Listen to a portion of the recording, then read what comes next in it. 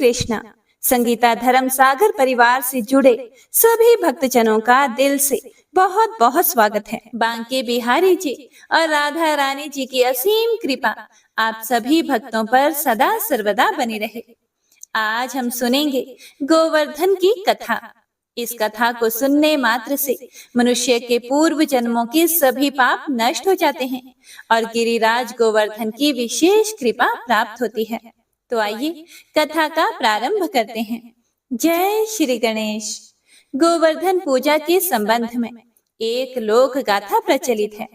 कथा यह है कि देवराज इंद्र को अभिमान हो गया था।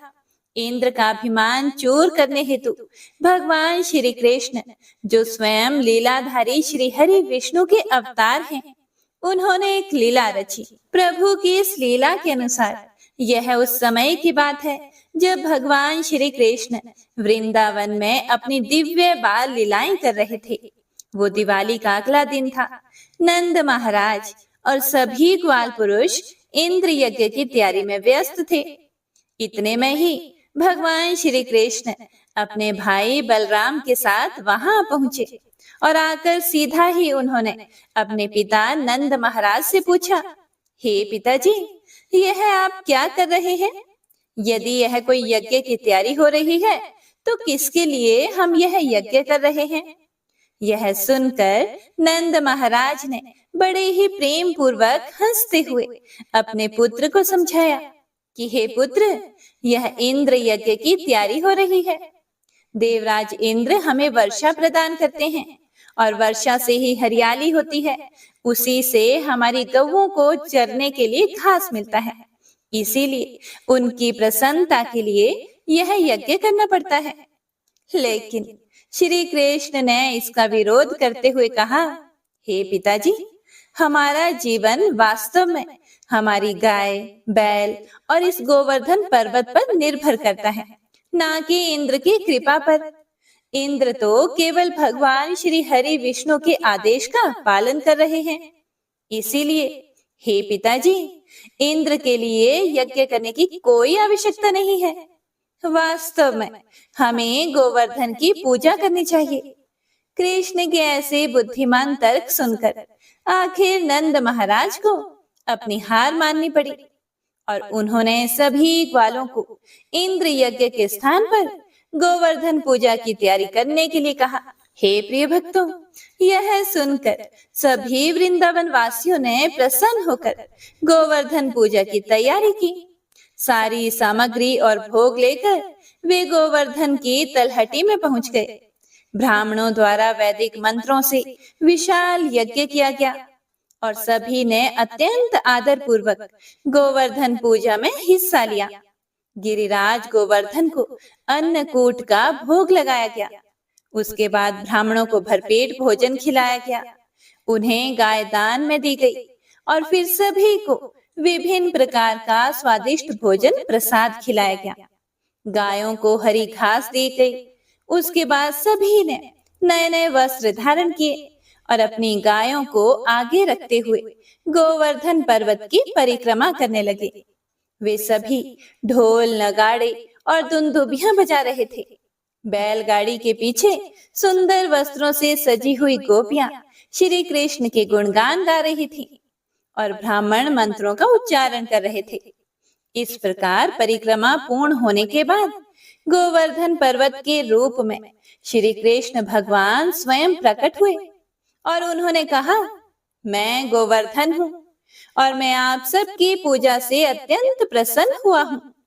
इस प्रकार कहते हुए उन्होंने उनको अर्पित सारी भोजन सामग्री खा ली। सभी ग्वाल, गोपियों और ब्राह्मणों ने गोवर्धन को प्रणाम किया और फिर वे सभी अपने अपने घर लौट आए। लेकिन यह बात देवराज इंद्र को बिल्कुल भी पसंद नहीं आई। जब उन्होंने देखा कि वृंदावन वासियों ने उनकी पूजा करने की बजाय गोवर्धन की पूजा की है, तो उन्हें बड़ा क्रोध आया और इसीलिए इंद्र ने उसी क्षण अपने सबसे भयंकर प्रलय रूपी बादलों को बुलाया और वृंदावन को भीषण वर्षा द्वारा नष्ट कर देने का आदेश दिया। और यह आदेश पाते ही सारे बादल गर्जना करते हुए वृंदावन पर टूट पड़े। चारों ओर भयंकर वर्षा होने लगी। वायुदेव के सैनिकों ने तूफान मचा दिया और बड़े बड़े ओलों के साथ खंभों जैसी मोटी मोटी बूंदों की वर्षा होने लगी। कुछ ही समय में संपूर्ण वृंदावन में बाढ़ सी आ गई। गायों ने अपने बछड़ों को अपने नीचे छुपा लिया। लोगों के घर बिखर गए और बिजली और वर्षा से बचने के लिए वे इधर उधर भागने लगे। हे प्रिय भक्तों, ऐसी अवस्था में उन सभी ने भगवान श्री कृष्ण का आश्रय लेते हुए कहा, हे श्री कृष्ण, आप तो भक्त वत्सल हैं। इंद्र के क्रोध से कृपया हमारी और हमारी इन गायों की रक्षा कीजिए। जब श्री कृष्ण ने देखा कि अभिमानी इंद्र के कारण सभी वृंदावन वासियों को कष्ट हो रहा है, तो उन्होंने कहा, आप भय मत करें। जिस गोवर्धन पर्वत की आपने पूजा की है, वही आपकी रक्षा करेंगे। इसीलिए अपने परिवार और गायों के साथ मेरे साथ आइए, हम उनकी शरण में चलते हैं।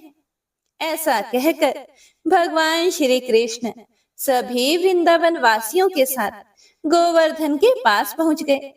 वहां जाकर उन्होंने अत्यंत सरलता से अपनी कनिष्ठा उंगली पर पूरा गोवर्धन पर्वत उठा लिया और सभी व्रजवासियों को उसमें अपनी गाय और बछड़े समेत शरण लेने के लिए बुलाया।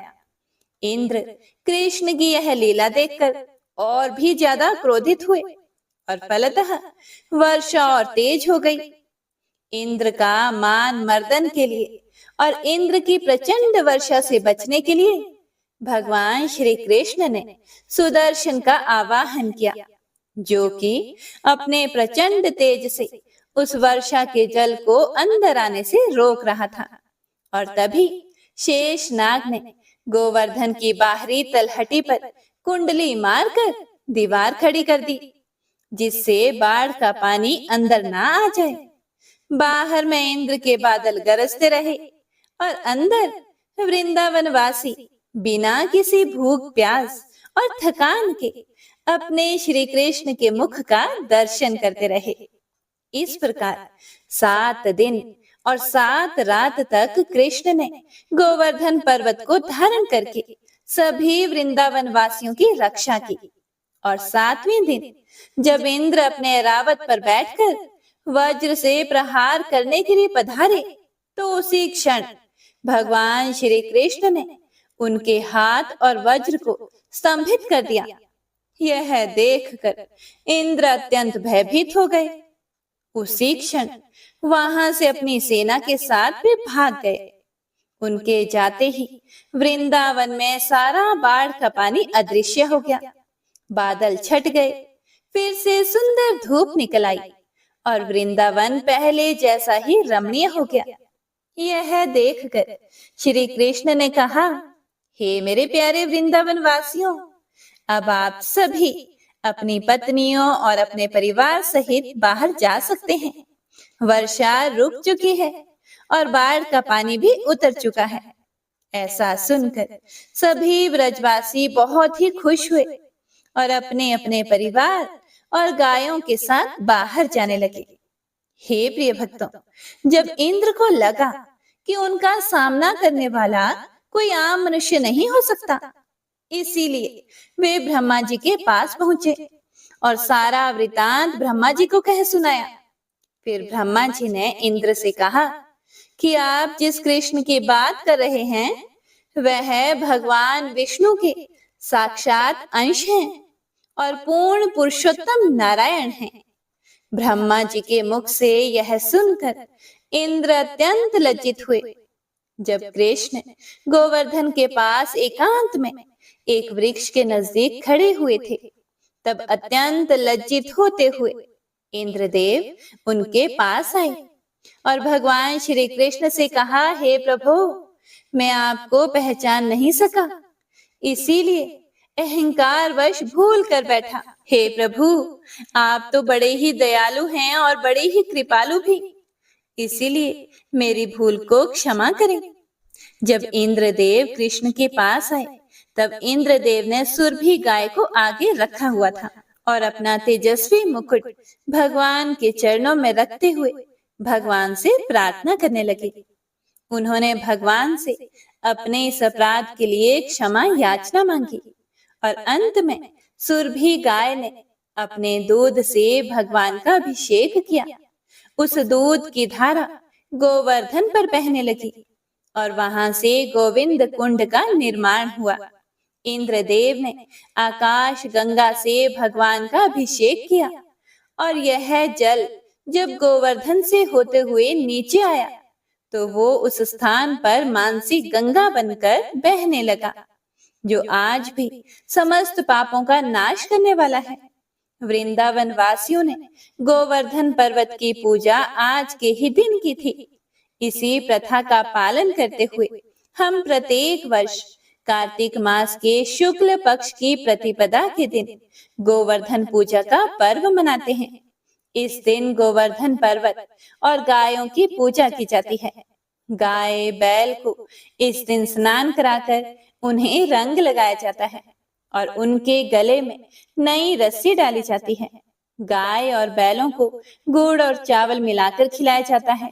गिरिराज गोवर्धन की परिक्रमा की जाती है और भगवान को अनेक प्रकार के व्यंजनों से बना हुआ विशेष अन्नकूट का भोग लगाया जाता है। हे प्रिय भक्तों, जब भगवान श्री कृष्ण का आगमन इस धरातल पर होने वाला था, उस समय श्रीमती राधा रानी अत्यंत विवल होकर भगवान श्री कृष्ण से बोली, हे कृष्ण, वे उनके विरह में एक पल भी जीवित नहीं रह सकती।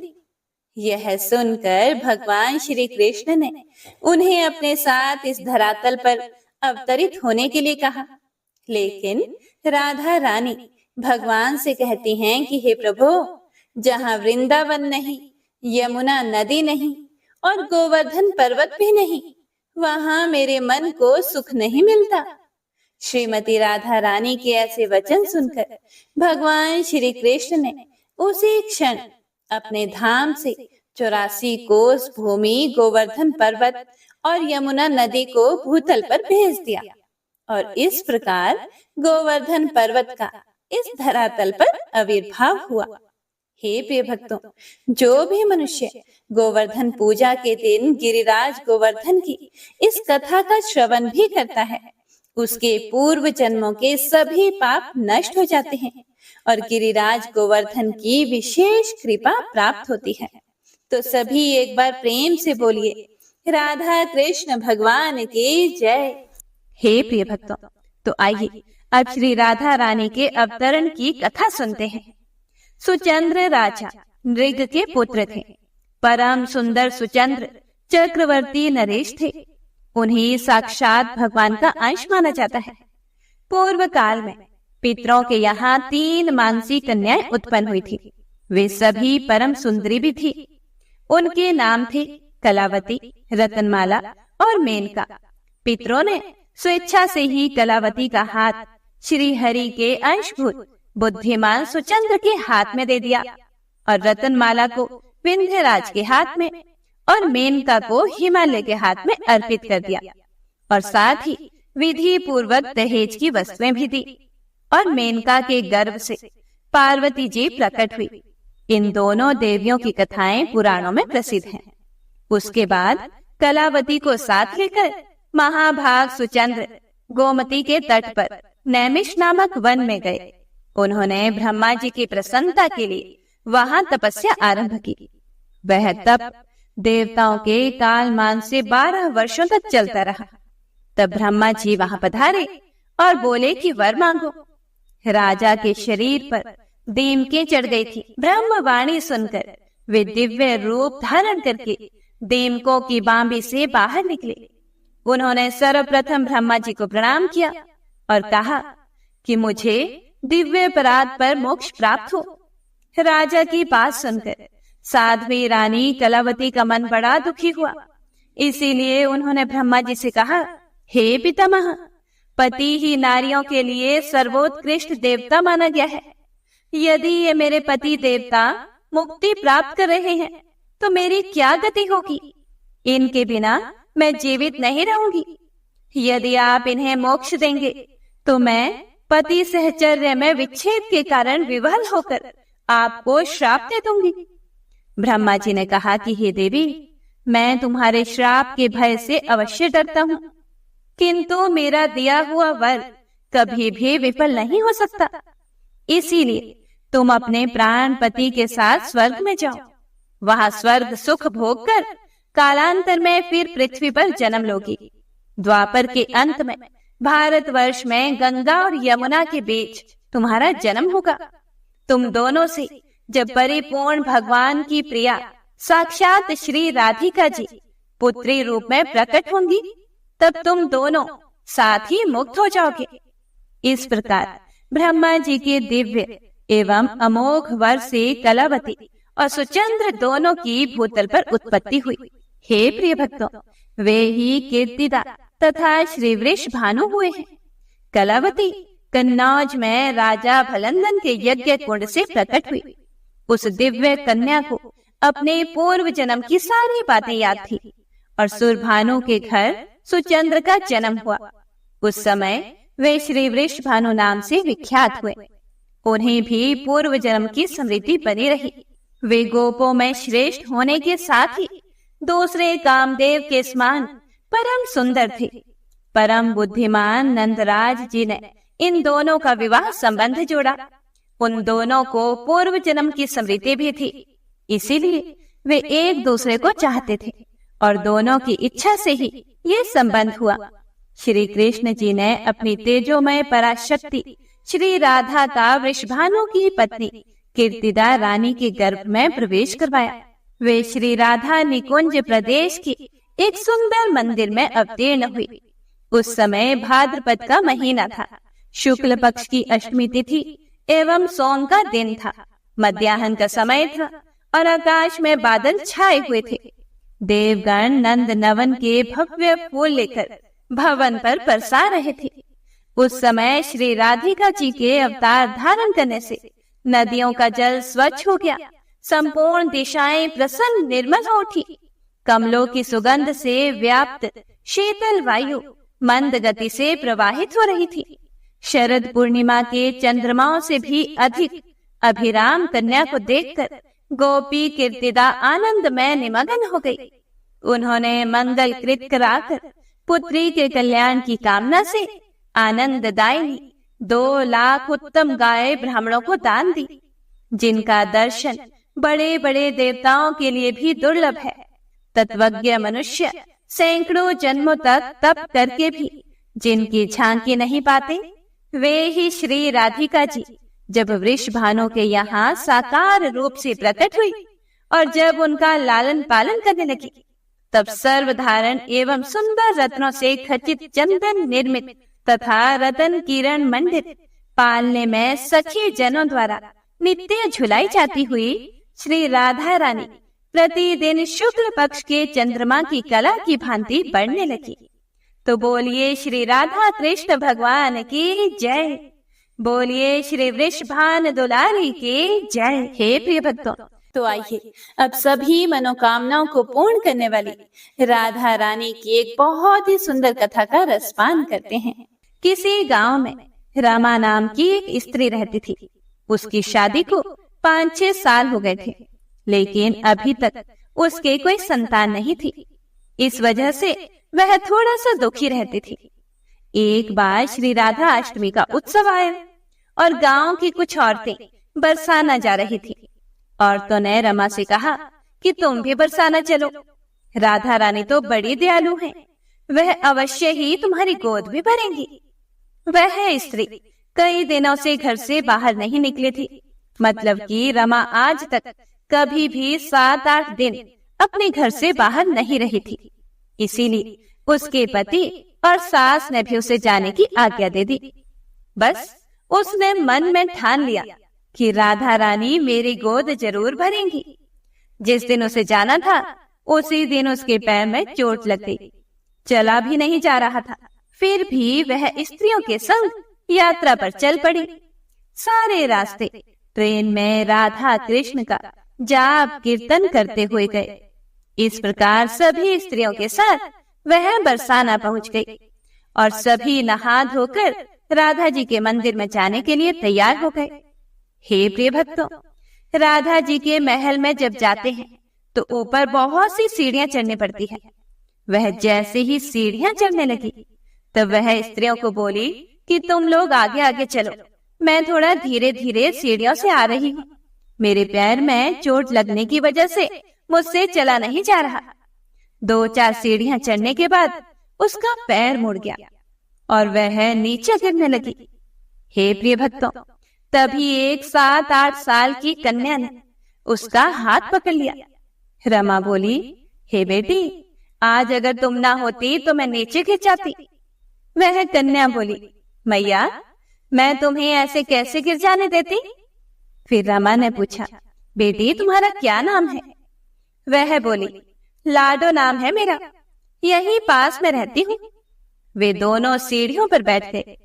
लाडो कहने लगी, मैया, मेरे लिए क्या लाई हो? रमा ने सोचा, ना कोई जान पहचान और लाडो ऐसी बात कर रही है। फिर रमा ने कहा कि लाडो, मैं कल तुम्हारे लिए कुछ ना कुछ अवश्य लेकर आऊंगी, तुम्हें क्या पसंद है? तब लाडो बोली कि मुझे नथनी, गले का हार, कान के कुंडल, चूड़ियां, मेहंदी, घाघरा चोली, यह सब चीजें पसंद है, कुछ भी ले आना। इतना कहकर वह बालिका वहां से भाग गई। जैसे तैसे रमा भी मंदिर में दर्शन करके लौट आई। फिर रमा आकर उस बालिका के बारे में सोचने लगी और फिर रमा ने बाजार से उसके लिए गले का हार और चूड़ियां खरीदी। अगले दिन वहीं जहां वह मिले थे, वह लाडो उसका इंतजार करते हुए मिली। फिर लाडो रमा को उसी जगह मिली। फिर चूड़ियां और गले का हार जैसे उसे दिया, वह बोली कि बस इतनी सी ही, और चीजें नहीं लाई, और वह मुंह फुलाकर बैठ गई। तब रमा बोली, अभी मैं 8 दिन के लिए यहीं पर हूँ, रोज तुम्हारे लिए कुछ ना कुछ लाया करूंगी। यह सुनकर लाडो उसकी गोदी में बैठ गई और गले से लग गई। रमा तो रोने लगी, उसे जैसे एक संतान मिल गई। खूब प्यार से उसके सिर पर हाथ फेरा। ऐसे ही वह फिर चली गई। रमा ने मंदिर से आकर घाघरा और चोली उसके लिए बनवाए। ऐसे ही रोज कुछ ना कुछ वह उसे देती रहती। एक दिन रमा कहती है कि अब यह सारी चीजें मुझे पहनकर भी तो दिखाओ, कैसी लगती है? लाडो बोली, कल राधा अष्टमी है, कल पहनूंगी। इस बार लाडो के साथ एक लड़का भी था। उसे देखकर रमा ने कहा कि आज पता नहीं क्यों मेरे मन में क्या आया, मैंने एक धोती और मुकुट मोर वाला लिया है, क्या मैं इसे दे दूं? लाडो बोली, यह कनुआ है, मेरे साथ ही रहता है, हाँ तुम इसे दे दो। ऐसा कहकर वे दोनों सामान लेकर चले गए। हे प्रिय भक्तों, अगले दिन राधा अष्टमी थी। जब रमा सीढ़ियों पर आई, वहां उसे आज कोई भी नहीं मिला, ना वो लाडो और ना ही वह लड़का। बहुत इंतजार के बाद जब रमा मंदिर में पहुंची तो वहां बहुत भीड़ थी। कीर्तन और नृत्य भी हो रहा था। फिर भी किसी तरह भीड़ को चीरती हुई वह आगे पहुंची और वहां देखकर राधा जी को जब देखा और ठाकुर जी को देखा, रमा ने जो जो चीजें लाडो को दी, वही सारा सामान सब जो वह लाई थी, वह राधा रानी और कृष्ण भगवान ने धारण किया हुआ था। वह पत्थर सी हो गई, आंखों से आंसू बहने लगे। बात समझते उसे देर न लगी कि वह लाडो राधा जी और कनुआ कृष्ण जी हैं। स्वयं जगत के पालनहार उसके पास आते थे। राधा जी उसकी गोदी में बैठती थी और उसे मात्र सुख प्रदान करती थी। वह तो जैसे बावरी हो गई, दिन रात लाडो लाडो कहती रहती, पुकारती रहती। वह स्त्रियों से बोली कि तुम लोग घर जाओ, मैं नहीं जाऊंगी। उसकी सास और पति भी उसे लेने आए, पर वह साथ नहीं गई। अब तो प्रतिदिन वह सीढ़ियों पर बैठे बैठे आंसुओं से सीढ़ियां धोती, पलकों से बुहारती। ऐसा करते करते उसे 30 वर्ष हो गए। एक दिन एक बालिका उसका हाथ पकड़कर ऊपर अट्टालिका में ले गई। वहां जाकर बोलती है, लो आ गई मैं ही हूं तेरी लाडो। ऐसा कहकर बाहें फैलाकर रमा को बुलाने लगी और अपने गले लगा लिया। हे प्रिय भक्तों, उस दिन रमा ऐसे गले लगी कि पार्थिव शरीर को छोड़कर सदा के लिए अपने लाडो के पास चली गई। तो प्रेम से बोलिए, कृष्ण भगवान और बरसाने वाली राधा रानी सरकार की जय।